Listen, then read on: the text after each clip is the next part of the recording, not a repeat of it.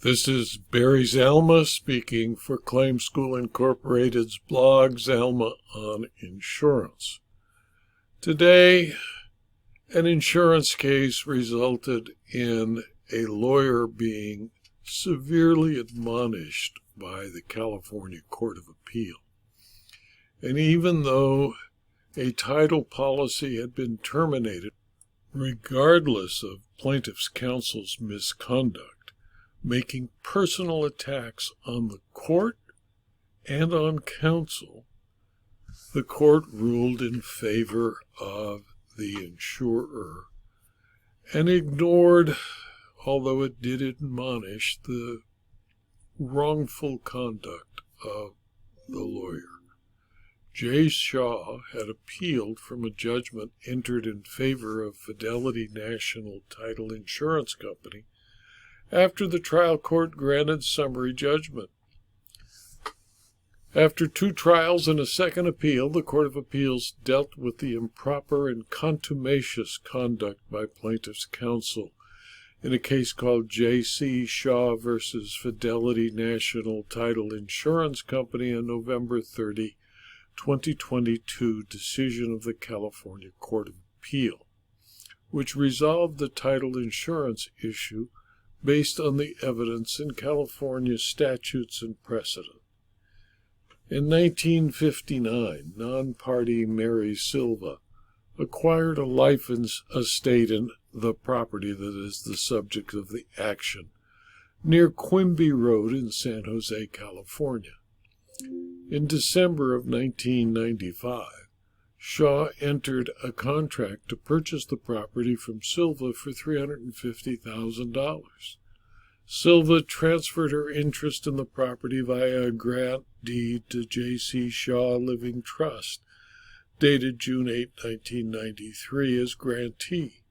When he purchased the property, Shah did not know that Silva held only a life estate in the property.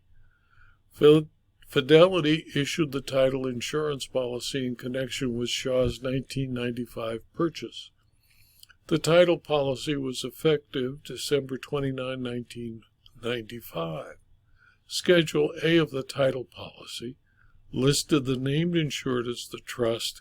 The title policy stated that the estate or interest in the land described herein and which is covered by this policy is a fee, close quote. The trial court granted Fidelity's motion for summary judgment and determined that Shah's motion for summary adjudication was moot. The court concluded that Fidelity met its burden to show coverage terminated by the policy's condition before Shah's 2009 tender because Shah had voluntarily transferred the property to his parents in 2002, and the transfer became effective by operation of law in May of 2007, when Shah obtained fee title through adverse possession under the after-acquired title doctrine. The Court of Appeal, concluding that it was not at liberty to rewrite the policy to achieve the results that Shah sought, Fidelity met its initial burden to demonstrate coverage under the title insurance policy terminated under Section 2B when Shah voluntarily transferred the property to his parents in a 2002 grant deed and subsequently acquired fee title by adverse possession. Because Shah failed to present evidence raising a triable issue of material fact, Fidelity was entitled to judgment as a matter of law on Shah's causes of action for breach of contract and breach of the implied covenant of good faith and fair dealing, because by transferring title to his parents, he terminated the contract of title insurance. The court, after concluding the issues raised by the claims against the insurance policy, felt it necessary to discuss the need for civility in litigation. And that's the real reason for this blog posting and this video. In addition to deciding the insurance issue, the California Court of Appeal concluded that they were obligated to admonish Shah's counsel Craig J. Bassett for making repeated, unfounded, personal attacks on the trial court and opposing counsel in his appellate papers. Apparently, the court believed because he disagreed with the trial court's decision. To illustrate the conduct of counsel, the Court of Appeal quoted a few excerpts from the opening and reply briefs that were damning. One about the court. He said, quote, "Thus far, the trial court has favored Fidelity because that court does not understand and refuses to learn the principles of the law applicable to the facts of this case. The lower court unlawfully sides with the wrongdoer and throws Shah out of the courtroom door twice now. And the lower court rests the holding of Marriage versus Keener, misrepresents it and misuses it to knowingly err to achieve a preconceived outcome harmful to Shah. It wanted to vindicate the judge of the same court who in error prejudicially sustained Fidelity's demur to Shah's first amended complaint on the same erroneous grounds, despite the successful appeal and reversal of that decision. And again, in rendering its decision on the motion for summary judgment, the lower court acted like a magical mystery trial had been held without a jury, while Shah was in absentia, and that it was decided based on one single document alone. Or, quote, "The duplicity of the lower court, however, exposes its pervasive error," close quote.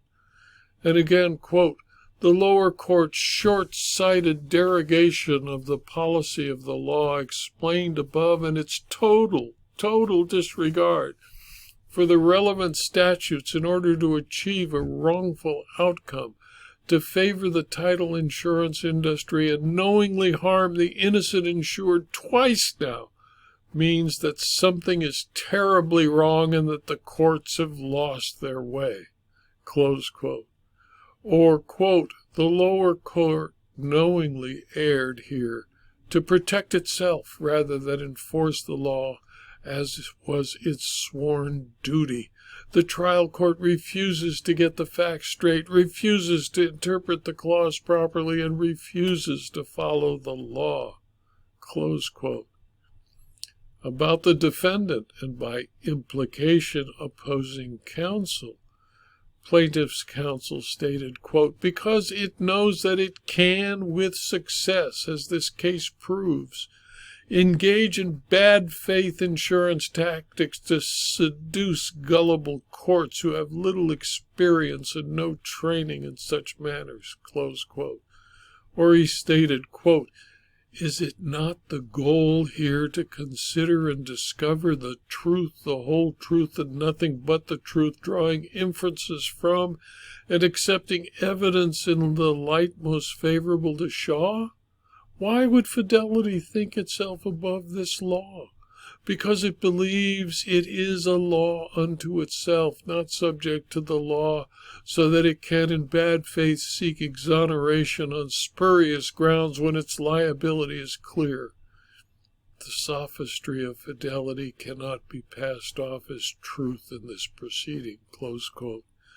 And finally, he said about counsel and the defendant, "This court should respect and adopt Shah's absolutely correct analysis, no matter what bag of tricks, lies, and misdirection Fidelity throws at the court at this juncture, which is all that Fidelity has done, judging by the content of its respondent's brief."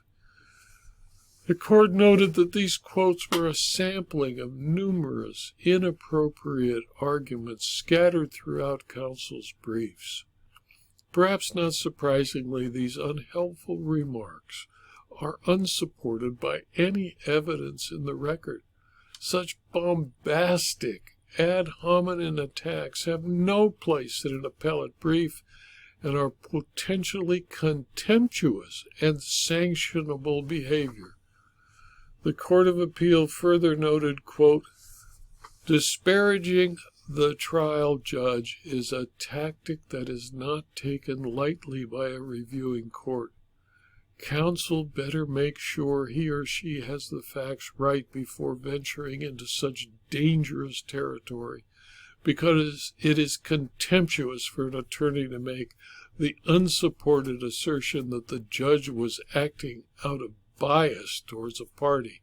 Close quote. This is a citation in Race SC, a 2006 decision of the California Court of Appeal. The Court of Appeal also noted that, ironically, the extremely argumentative nature of his two briefs on appeal makes it more time-consuming for this court to sift through the unjustified personal attacks and hyperbolic rhetoric to get to the legal issues that need to be resolved. To fulfill its obligation, the Court of Appeal, quote, for counsel's benefit, close quote, repeated the admonition of the Board of Governors of the State Bar that said, quote, attorneys have an obligation to be professional with other parties and counsel in the courts. This obligation includes civility, professional integrity, personal dignity, candor, diligence, respect, courtesy, and cooperation, all of which are essential to the fair administration of justice and conflict resolution. An attorney should not disparage the intelligence, integrity, ethics, morals, or behavior of the court or other counsel, parties, or participants when those characteristics are not at issue. An attorney should avoid hostile, demeaning, or humiliating words. The kind of conduct displayed in counsel's appellate briefing not only disserves the individual involved, it demeans the profession as a whole and our system of justice. Rather, counsel must strive for the highest standards of attorney behavior to elevate and enhance our service to justice. The Court of Appeal strongly admonished plaintiff's counsel to conduct himself in a more professional manner when appearing before it or any other court, and noted that such conduct in a future case may subject him to sanctions much harsher than the warning. In my opinion, the insurance issue was resolved with a detailed analysis that clearly established that Fidelity owed nothing to Shah. The court had to go through extraneous arguments to get to that position, but did so with great justice and clear writing.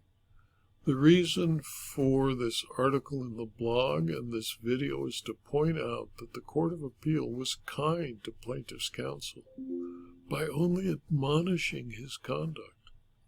Lawyers should never get emotionally involved in their cases, and when they lose at trial, should never question the integrity of the court or opposing counsel, no matter how much they believe the court or opposing counsel was wrong. A dispute over a title insurance contract is a legal issue that was resolved by the trial court and the Court of Appeal by review of the facts and the applicable statutory law and precedent. For an appellate court to add warnings it did is quite unusual and should have resulted in, my opinion, more than a warning, and counsel should take heed of that warning. This video was adapted from my blog, Zelma on Insurance, which is free to anyone who clicks on the URL zelma.com/blog. And these videos are available free either on rumble.com or youtube.com. It would be appropriate, if you're interested, to sign up and follow me on the blog or subscribe to the videos at YouTube and rumble.com so you miss none of them. And if you really found these to be interesting and useful to you, please convey to your colleagues the URL to read the blog posting or to view the videos at Rumble and YouTube.com. You might also find it useful to subscribe to my Substack publication and my Locals community. Thank you for your attention.